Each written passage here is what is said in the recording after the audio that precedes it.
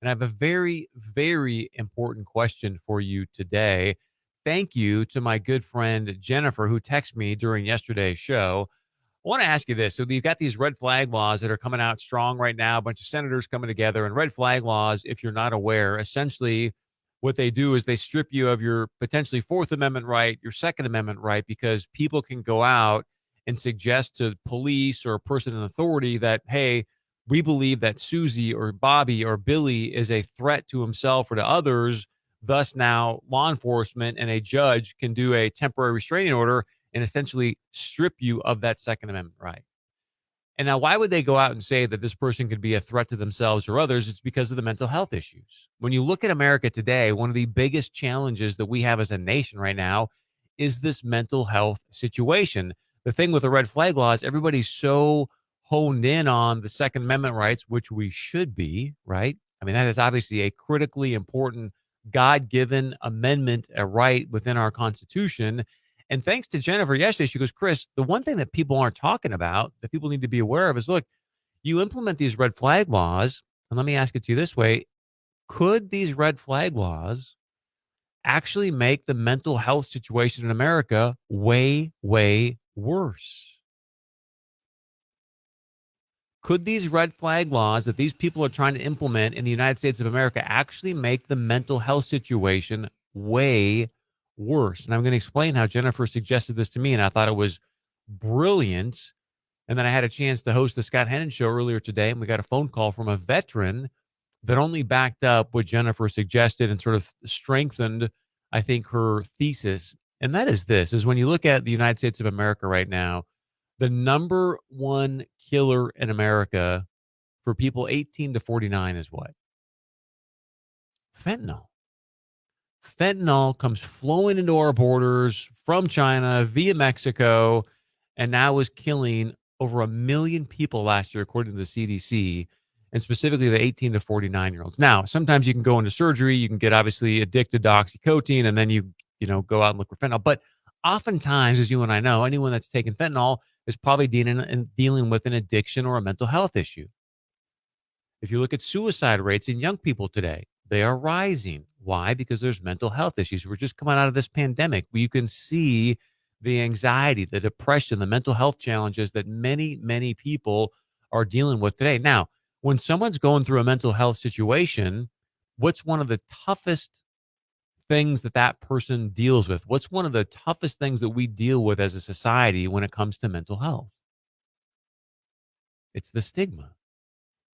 One of the biggest challenges that we have as a nation right now. Now, granted, I know there's not a lot of mental health workers out there. There's a shortage. We can talk about a myriad of issues. And one of the biggest challenges right now is that you're somebody who is dealing with a mental health challenge. Very often, you're not screaming from the rooftops going, hey, look at me. I've got a mental health challenge. Somebody please help me. You're typically isolating yourself, going off into a corner because unfortunately, within our nation, there has been a certain stigma around people that go out and search for mental health. And now, what do the rubes in DC want to do? They want to go out and say, hey, I know. Why don't we put together these laws so that essentially pretty much anybody can call up a person in authority, make an accusation that a person has got a mental health issue. And if the judge deems that to be true, they can now go to your house, break your Fourth Amendment right for right search and seizure rights, and then walk into your home and then obviously obliterate your Second Amendment rights. You haven't even been charged yet. You haven't even been charged yet. Last time I checked the United States of America, it's innocent until proven guilty, not get guilty and then let me prove my innocence. You haven't even been charged yet, and law enforcement can walk into your home and strip you of your Second Amendment right to bear arms. All because somebody, and in some of these laws, the one that's passed the House can be an anonymous tip, all because somebody wants to suggest that you could be a threat to yourself or others because of a mental health issue. Now, if you are a gun owner, if you own a firearm, is there any possibility that you're going to be more apt now to go and suggest, hey, I'm having some mental health troubles. Can somebody help me out? Knowing that somebody down the road could ultimately say, hey, that person's got mental health challenges. You should go take their guns away. Absolutely not. So we actually could exacerbate the mental health issues right now in America because of these people that want to implement these red flag laws, because you're going to find less and less people wanting to say yes to go get help. Because guess what? You go get help, and then a judge says, I mean, I don't know if the guy's got any mental health challenges. Let's look at his past records. And please don't come at me with HIPAA. After this whole COVID deal, HIPAA is Gandhi, right? It is gone. So now you've got a judge that says, I don't know, let me see this guy's health records. Oh, geez. Went to go see a therapist 5 years ago?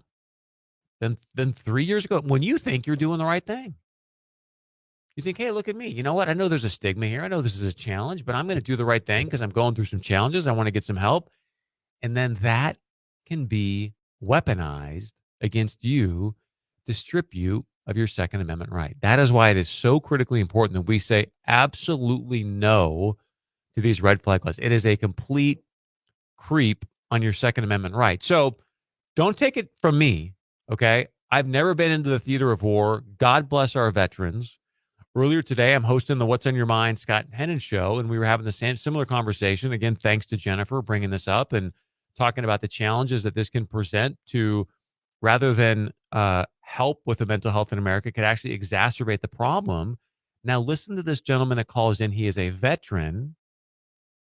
And just listen to this conversation. I'm going to let this play a little bit. Just listen to this conversation and think about the suicide rates in veterans today. I think last time I checked, we're losing like 17 vets a day due to suicide. 17 vets a day due to suicide. And one of the most, I think, challenging things, because I've had some of my own challenges as of late with some personal stuff I've gone through. I've said before, right now is not the time to disclose that. But the problem with PTSD is it's invisible. You can't see it. So a person's walking around, life's pretty good, and you have no idea what that person's dealing with. So this person called in. Please pay attention.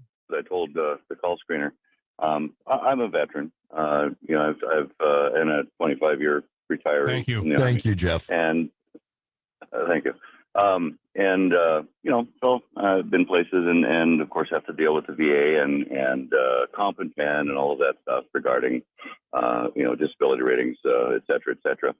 And the one thing I've noticed is when we're going through the comp and pen process, always get pushed to file for PTSD. And frankly, I and quite a few like me have refused because of fears of being labeled as having PTSD, and whether I have it or not. And it's a good possibility. Jeff, let's be honest. The courts will use that too. The courts will use that. That's what Chris was saying. Great point. Jeff, stay with me because this is amazing. We just got an email, sir, and I want to just give you a chance to respond because I just saw a TikTok video recently where there was a female veteran as well, and she says, "Hey, there's I don't know what it was, 15 million veterans right now, and they all know how to use a firearm, and like if we were going to go back, if we were going to go back and actually fight, Jeff, I would want to be in a foxhole with you. Thank you for your service, sir." And you're sort of alluding to this, but I just want to read the email for our audience and give you a. So take a moment and just digest that.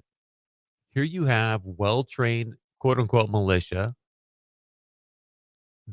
None of us, if you've never been there, none of us can appreciate what it is to be in the theater of war.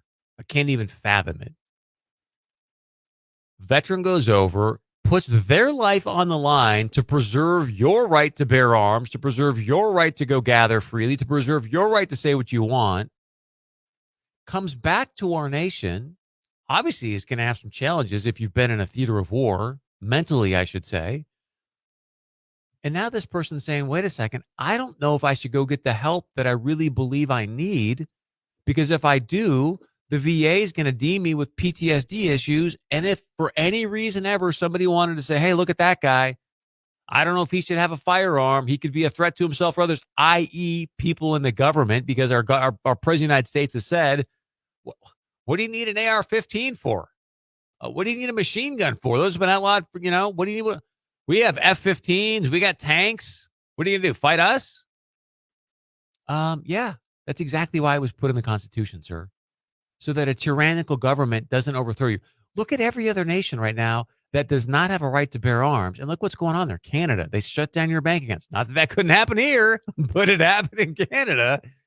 Look at Australia. What was going on in Australia, folks? I mean, they were grabbing people and just throwing them around like rag dolls. China, we don't even want to get into. It was abysmal what was happening in China. My point is, if there were people, if you knew what the World Economic Forum, and you and I are smart enough to see what's going on here, this does not all happen by accident.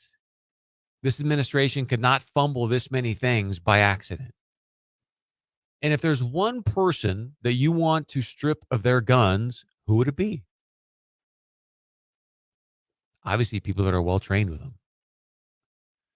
So I just think it's really phenomenal what Jennifer pointed out to me, because we're all kind of seeing this through a particular prism. And then when Jennifer texted me and was like, hey, you know what? Nobody's talking about the fact that these red flag laws could actually set back mental health in America a long, long ways, because of the simple fact that people, not only do they need to overcome the stigma, they're not going to want to go get help because they're not going to get put on a list that could potentially take away their right to bear arms.